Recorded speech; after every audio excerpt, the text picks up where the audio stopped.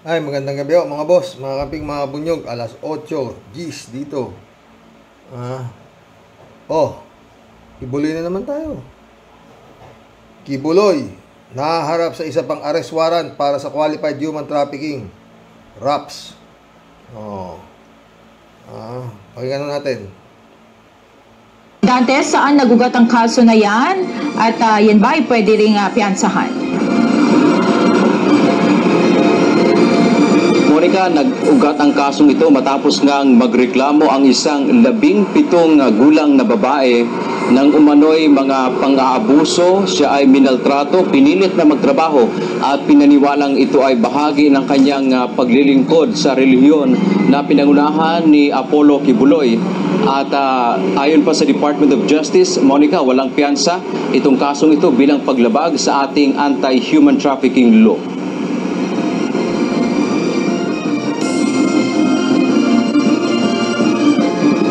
Ibinag-utos na rin ng Pasig City Regional Trial Court Branch 159 ang pag-aresto kay Apollo Kibuloy kaugnay sa kasong Qualified Human Trafficking. Kasama rin sa ipinaaresto ng korte ang 5 pang kapwa-akusado na sina Jacqueline Roy, Crisette Canada, Pauline Canada, Ingrid Canada at Sylvia Simanes. Ang kaso ay paglabag sa Republic Act 9208 o Anti-Trafficking in Persons Act of 2003 na walang piyansa. Sa desisyon ni Judge Renilda Estacio Montesa na inilabas ngayong araw, hindi nito pinagbigyan ang motion ng kampo ng religious leader na inihain noong March 21 na ipagpaliban o suspindihin ang proceedings sa kaso at huwag munang maglabas ng warrant of arrest. Paliwanag ng korte, ipinagbabawal ang motion sa ilalim ng Revised Guidelines for Continuous Trial of Criminal Cases. Wala din anya sa mga dahilan sa ilalim ng guidelines ang binanggit para pagbigyan ang hiling na suspindihin ang court proceedings. Dagdag pa ng korte, matapos ang pag-aaral sa kaso kasama ng supporting documents na isinumite, nakitaan ng sapat na batayan para ipaaresto si Kibuloy at iba pang akusado. Ayon naman sa kampo ni Kibuloy, inaasahan na nilang hindi pagbibigyan ang kanilang mosyon. We actually expected that in the light of the political developments happening. Yun naman pala eh. Talagang ibig sabihin, alam lang pala lang hindi pagbibigyan eh, di ba? Baka lang makalusot, di ba? Right now, and I think my co-counsel will file a motion for reconsideration, and if denied, we'll raise the matter on certiorari. Pag-aaralan din umano nila gaya ng ginawa sa kaso sa Davao City ay maghahain sila ng motion to quash o ipawalang bisa ang kaso at warrant of arrest. Samantala, welcome na... Iba yun, oh. Pawalang bisa yung warrant of arrest at saka yung kaso pawalang padidismiss nila. Tibay, no? Man para sa Department of Justice o DOJ ang paglalabas ng panibagong kautusan na hulihin si Kibuloy at mga kasamahan nito. Ayon kay Secretary Crispin Rimulya, patunay ito ng efficiency ng criminal justice system sa bansa na papanagutin ang mga individual na lumabag sa batas anuman ang kanilang kalagayan sa sosyedad o kayamanan. Monica, sa ngayon ay wala pa tayong nakita na lumabas na pahayag partikular, personal, si Apollo Kibuloy dito sa panibagong warrant of arrest na inilabas laban sa kanya at doon pa sa kanyang 5 associate. Ayon naman dito sa kanyang mga abogado ay kabilang sa kanilang pag-aaralan ay kung kinakailangang iakyat itong kaso hanggang sa Court of Appeals, hanggang sa sila ay makakarating sa Korte Suprema, ay kanila itong gagawin dahil ang kanilang paniniwala ay wala namang kasalanan ang kanilang kliyente. Muli namang hinamon, Monica, ng Department of Justice o DOJ si Kibuloy dahil nga... Siyempre, alam nga naman sabihin niya may kasalanan yung kliyente niya. Ayan nga ang gulo ng korte ng mga friend. Dito sa kaso na kanyang kinakaharap sa ngayon ay maiging harapin na lamang ito dahil ilang beses na rin naghamon itong si Kibuloy na magsampa ng kaso sa korte. Kaya ayon sa DOJ, maigi nang magsalita siya, ipagtanggol ang kanyang sarili sa ating hukuman. Yan ang ating update. Balik sa iyo, Monique. Ay, naka mga boss. Ganun pa rin ang stand ko dyan, mga friend. Hindi na nila yan makikita. Kaya nga lahat na ginawa na, di ba? Gusto nilang magkudita para makaupo si Sara. Wala naman sumama. Oh, doon sa Liwasan Bonifacio, 7 araw sila doon. Wala naman sumama, hindi naman nagtagumpay, di ba? Sinamantala pa nila, wala si Marcos dito eh. Oh. Kala nila, pagbalik nila, tagumpay na sila, di ba? Wala. Kung totoo sinasabi ni Las Cañas na ito talaga ay sindikato, labo no yan. Tsaka yun nga, di ba? Paulit-ulit tayo. Mahirap pong mapunta ito. Kayo mga friend. Pero iba naman tayo eh, di ba? Sinabi na nga ito front lang ito eh. Si Kibuloy. Oh. Si Kibuloy din mismo nagsabi, sarili niya, na sinisequester yung kanyang, nilakad ni Duterte. Maraming sabit ito na si Duterte ang lumakad. Sinabi niya yan, Kibuloy, di ba? Panoorin nyo kay Atty. Claire Castro. Tayo, inaano lang natin eh. No. Di ba? Kaya, dumating ka ng Davao nang wala. Yung Kibuloy dumating ng Davao nang wala. 15 miyembro. Di ba? Yun ang kwento. Itong si appointed Sanabagan. Oh, di ba? Kaya ngayon, wala ka ring aalis ng Davao. May iwan din lahat yan dahil hindi naman talaga sa'yo yan. Kung hindi ka inano ni Duterte, hindi ka lalaki. Yun ang basa dyan eh. Tsaka yun nga, kung makikita nyo, Prayer Mountain, Kingdom of Jesus Christ, Garden of Eden, 4 eh. Meron pa yung resort niya. Ang imposible ho yan. Posible yung ano niya yan. Oh.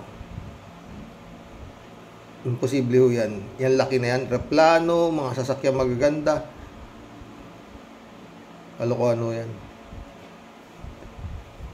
Negosyo mo, mamilimos. Oh. Yung mga malabo ho yan. Tsaka sinabi na nga niya, di ba? Lahat ng mga kaso. Mayroon pa nga, maraming kwento eh.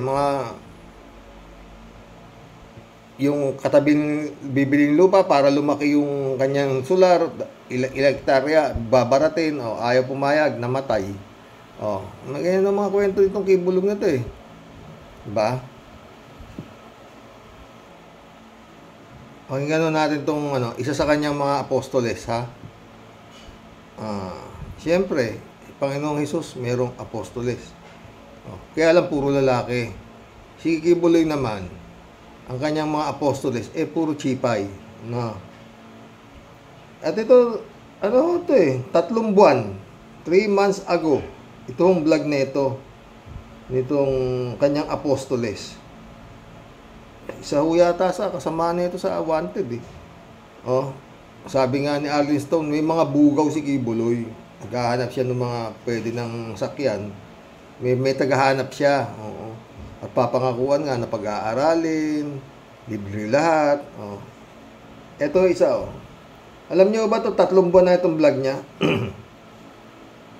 Meron ng 459 views.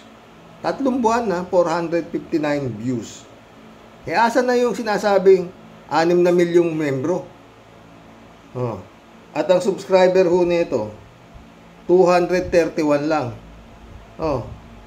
Pakinggan ninyo yung apostoles ni Kibuloy. Hello. Good day sa inyo lahat. Ayan. Well, lahat niya, medyo pwedeng artista to. Tingnan mo. This is the second part of our vlog. So, let me talk. Welcome back to our vlog for today. Ito yata yung nagaan ng Praise the Father. Ito yata siya Praise the Father. Ito siya. And I would just like to thank everyone kasi overwhelming yung komento kahapon. Pagka-upload, pagkalabay, grabe. Yung komento, yung suporta ninyo, maraming salamat. Ang dami para talagang natuwa kasi finally at nagsasalita na rin kami. Yes, magsasalita po tayong lahat sa katotohanan because we are the truth. Nasa atin yung katotohanan, mga kapatid. Amen? Amen. So yun, kanina nagbabasa-basa ako ng mga komento dito. And talagang overwhelming. Thank you sa lahat. And then, ngayon, syempre may pag-uusapan tayo, mga revelasyon. Hindi na tayo magpapatumpik-tumpik pa. Okay. Ang una nating pag-uusapan, one day at a time, meron ng mga nagre-reply ng mga natamaan sa lahat ng mga pinagsasabi natin. Kasi nga, totoo naman talagang mga, alam mo na, kakapal ng mga mukha nilang mag-accuse ng mga hindi magagandang bagay sa ministry, sa ating mahal na pastor. Ngayon, nagre-reply na. Ang lalakas ng apog. And, of course, I would just like to take this opportunity to thank our Almighty Father once again for the opportunity to speak sa pamamagitan ng vlog na ito. Nasa outdoor ako. Ang sarap dito. Sarap dito kasi mahangin. Okay. So, another setup tayo. Andiyan yata siya sa kanyang, sa Garden of Eden ni Kibuloy. Ito kaya, ano ba to? Mga apostoles o mga Eva? Naririnig niyo ba ako? Oo. Lubog na lubog yung boses ko, pero it's okay. Just comment down below kung naririnig niyo ako, kung clear, loud and clear, para ako mag-a-adjust. Okay. So, yun na nga. Itong mga naglalabasan ulit ng mga sagot from the accusers. Kakapal na mga mukha. Talagang hindi rin magpapatalo. Pero I'm gonna tell you this, mga kapatid, no, mga nakikinig, mga bashers, lahat, welcome kayong makinig dito. Ito yung latest lang na lumabas na galing dito yun eh. Itago na lang natin siya sa pangalang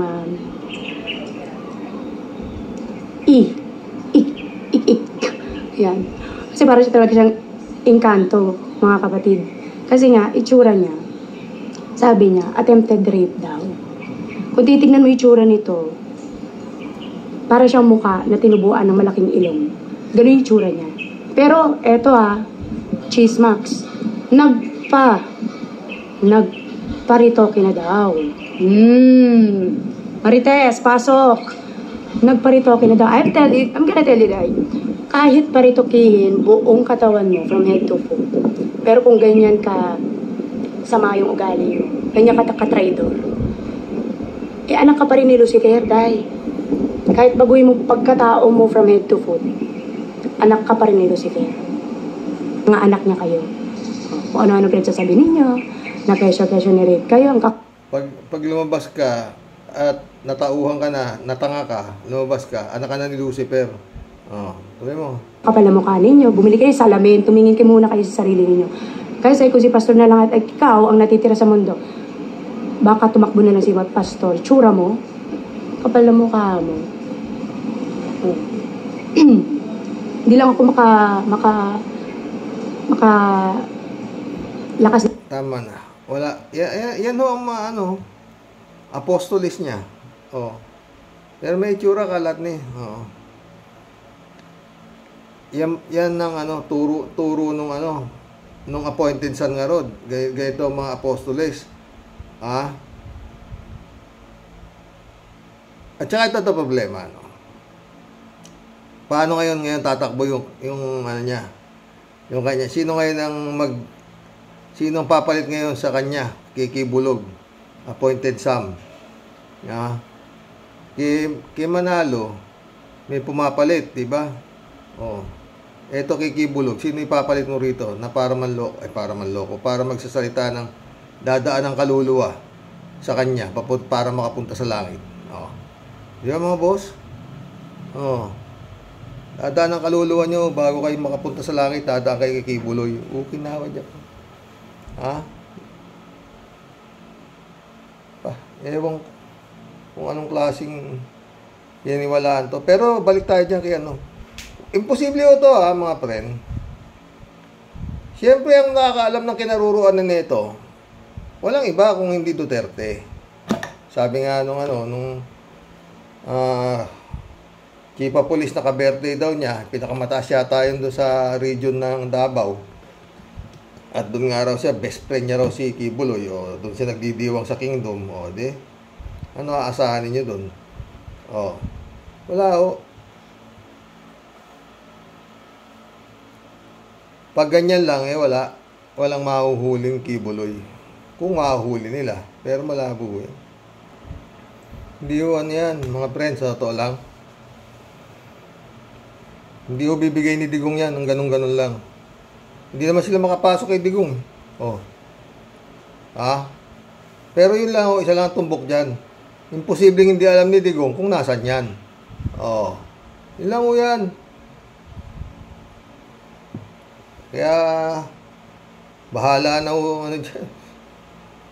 Si Bantag nga, malabo ho yan. Basta yun, ang antay na lang dyan, pag yung revocation ng franchise itong SMMI Truth Doesn't Matter.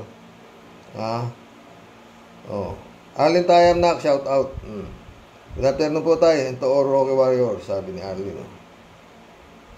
Kalat ni Baya, shout out. Good afternoon din sa'yo. You're awesome, sabi niya. Arlene Tayam ulit. Have a nice day to your family. God bless always. God bless. Kalat ni Baya.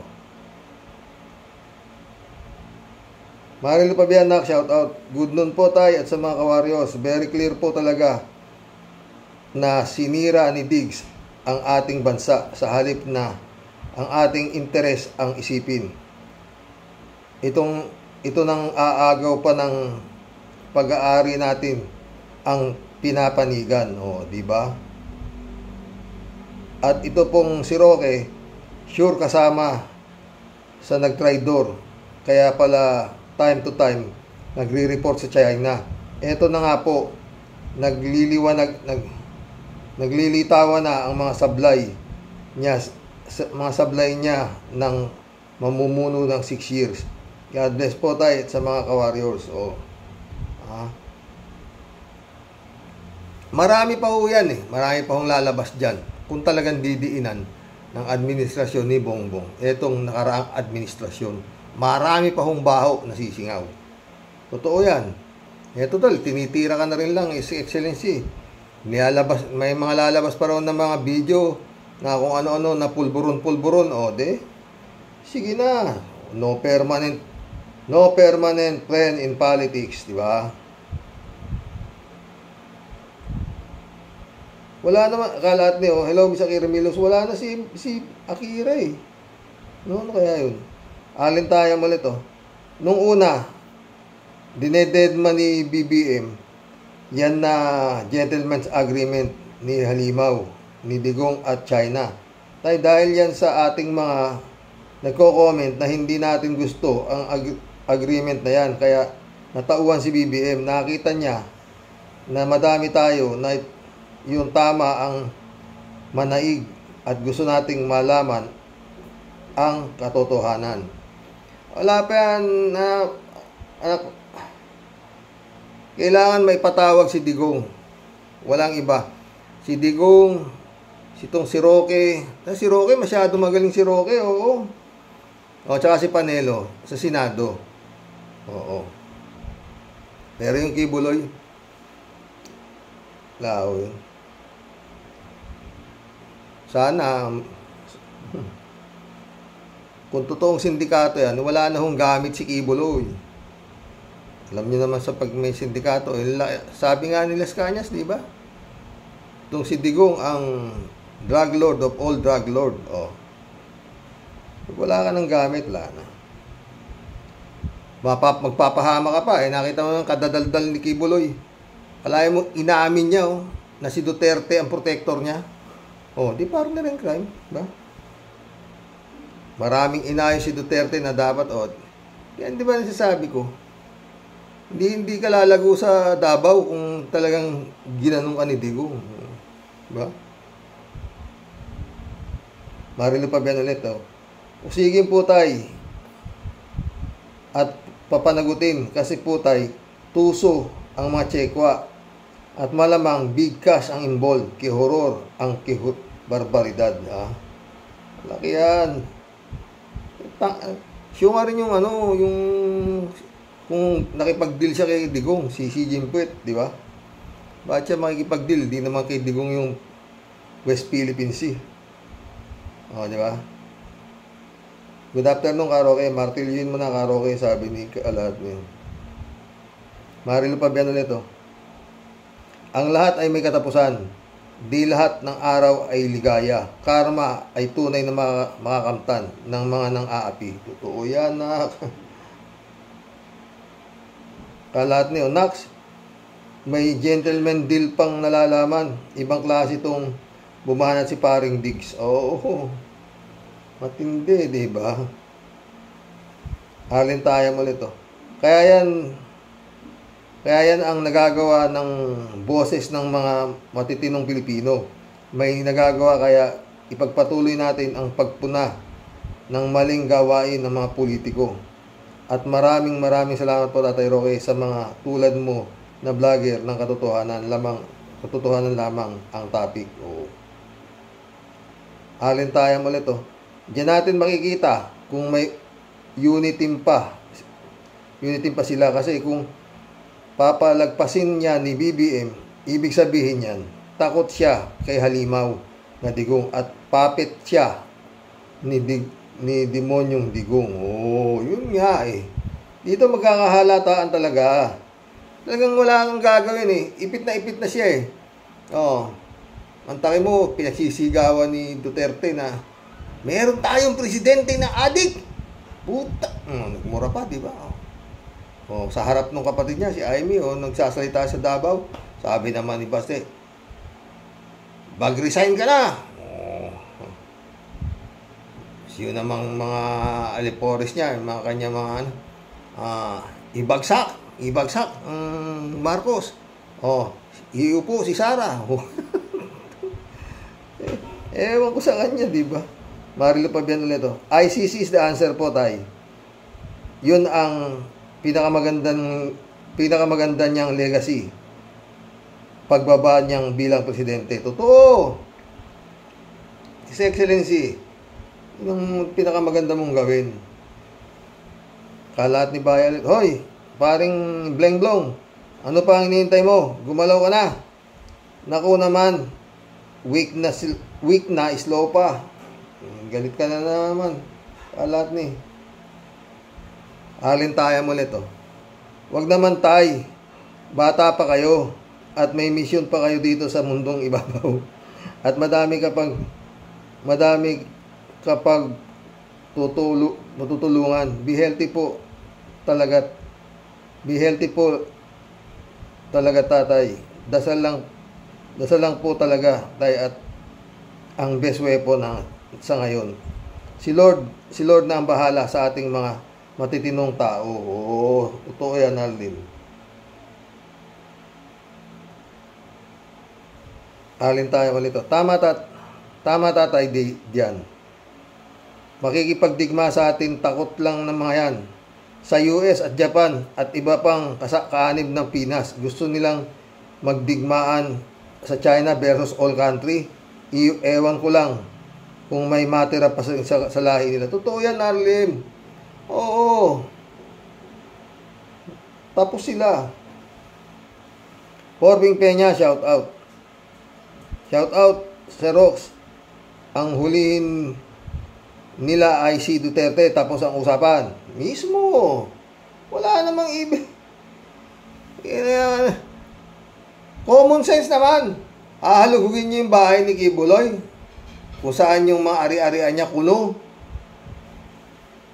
Lagyan nyo kay Kibuloy, tsaka kay Digong, tanga. Siyempre, alam nila kung saan sila pepesto. Tsaka yun nga, yung mga kapulisan sa Davao. Kibuloy and Duterte is in good hands, ha? Ka-birthday pa niya yung doon, pinakamataas pala doon sa Davao na kapulisan, diba? Alin tayo ulit, tawa-tawa.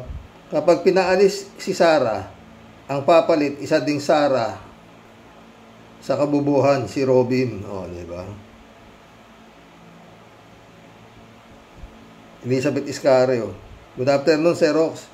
Buti at umaksyon na itong BBM sa ginawa ni Digong sa secret gentleman's deal. Grabe talaga itong digong na ito. Kung totoo ito wow ha. Totoo friend, kasi nga China na mismo nagsasabi, hindi kayo tumutupad sa kasunduan, sabi nung China yung pala ang kasunduan, sabi nga nito si Harry Shoke, na pwede kayong magdala ng supply mission, pero wag nyong, hindi pwedeng re-referin niyang, kailangan, hintay na lang mabulok yan, at di ba? Okay na, hindi pa nausapan niyang pinasok ni Digong, horrifying, sabi nga. Tuloy natin kay Elizabeth. Akala siguro ng Digong na to, pag-aari niya ang Pinas. Dapat itong imbestigahan at kasuhan. Yun mismo. Yan nga pag hindi ginawa nitong si Bongbong yan, wala. Isa lang ibig sabihin, palabas na lang itong nangyayari, ganon.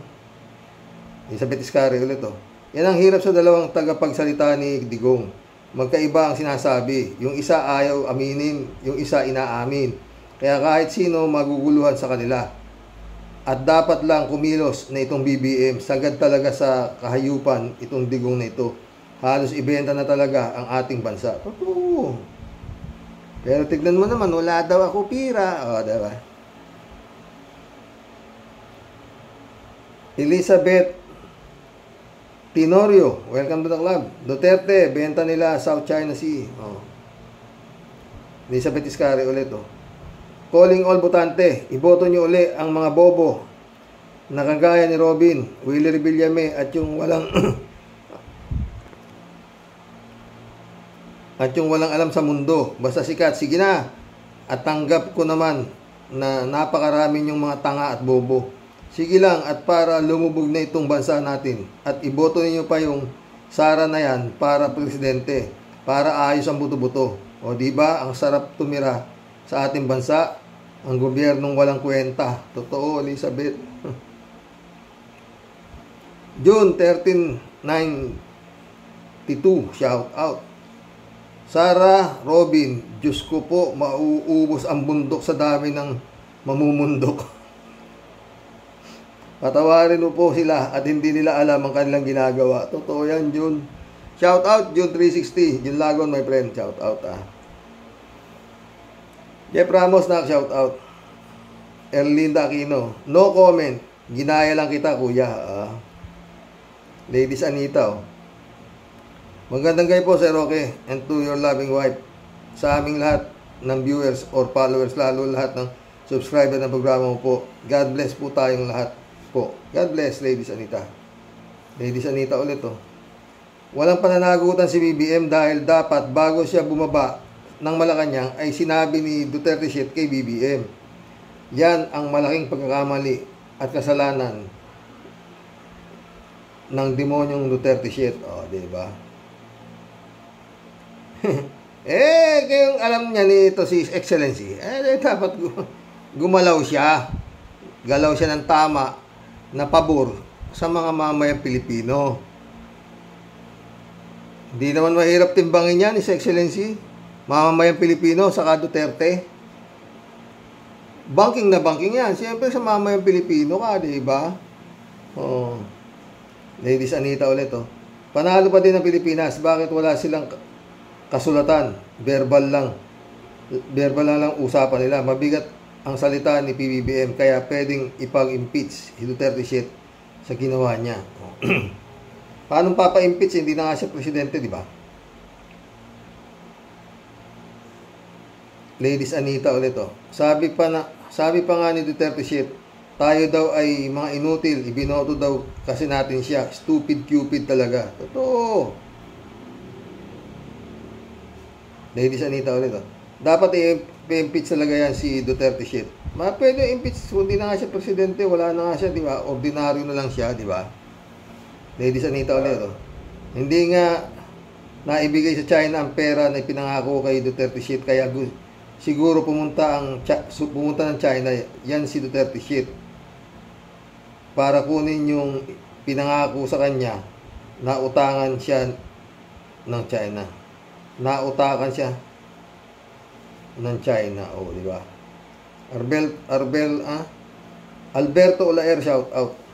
Karoke, dahil sa katangahan sa ating mga ilang kababayang botante at dayaan sa panahon ng eleksyon, ang mga abogado natatalo, ang nananalo, mga bobo, ex-drug addict, mga ex-convict, mga plunderer sa ating Senado.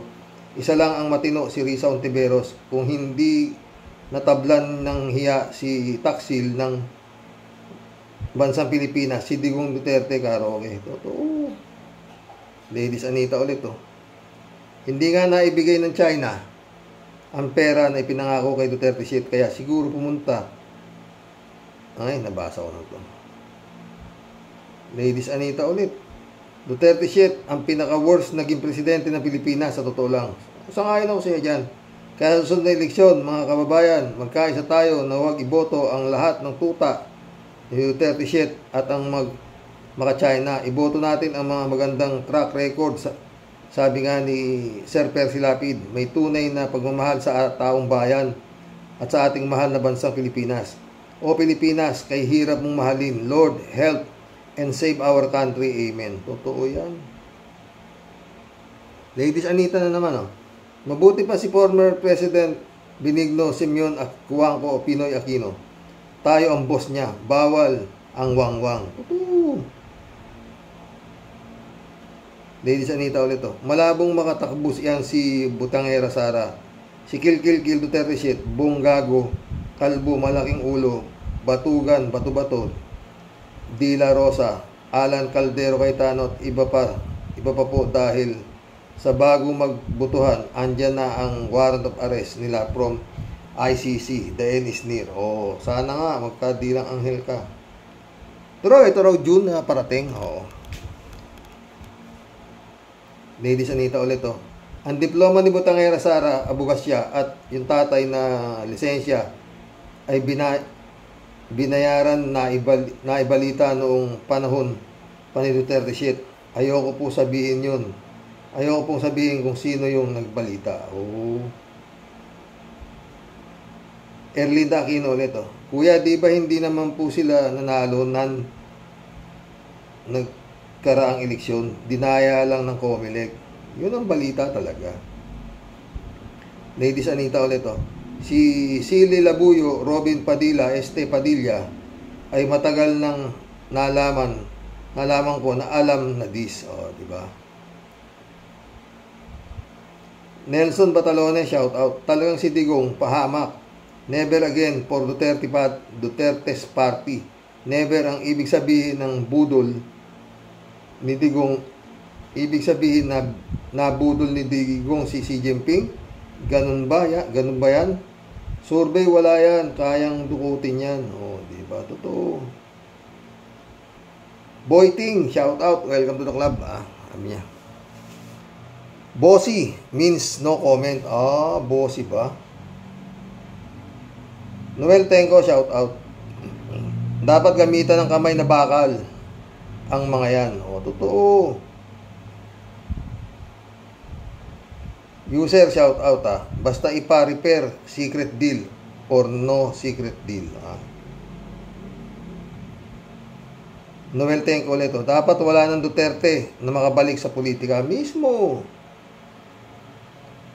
Marilo Pabian ulit, Tay, ang Chinese po ng no comment Chia. Tapos yung bobo Mo Yung. Tapos siyempre maiinis tayo. Ang isasagot natin Kau Chowa. Nasa Hong Kong mo kasi si anak-anakan ko. Yan po una kong inalam para di ako maibenta. Si Tatay Diggs naman, dahil sa nasisiraan na yata ng ulo, chisin. Chisin po, yun dapat sabihin kapag naasar tayo sa pagmumura niya.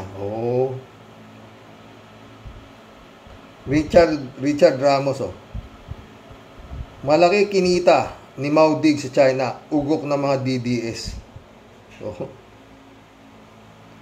Marcelo Santa Ana, Commissioner George Mata Garcia Caroque. Yung si Garcia. Hilatsa pa lang ng pagmumuka, hindi mo na pagkakatiwalaan. May araw din ang tarantadong yan. Ako, hindi ko matagalang tignan ng pagmumuka nun eh. Marcelo eh. Sa totoo lang, hindi ko matagalan. Galing din ang bukangkang niya, oo. Sabi niya, Marcelo ulit oh. Dapat yan sa mag-among Duterte at Harry Roque, dalhin sa BRP Sierra Madre, doon sila ikulong para gawing Alcatraz. Baka bahala silang dumiskarte ng lalamunin nila. Pwede, di ba?